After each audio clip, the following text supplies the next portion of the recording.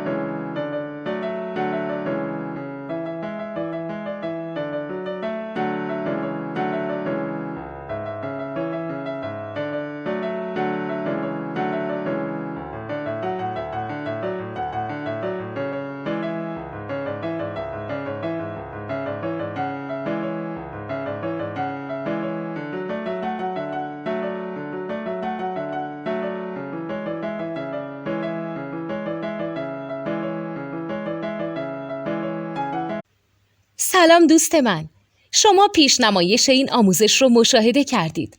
برای دیدن آموزش به صورت کامل میتونید به وبسایت نوت 2 که مرجع آموزش موسیقی هست مراجعه کنید.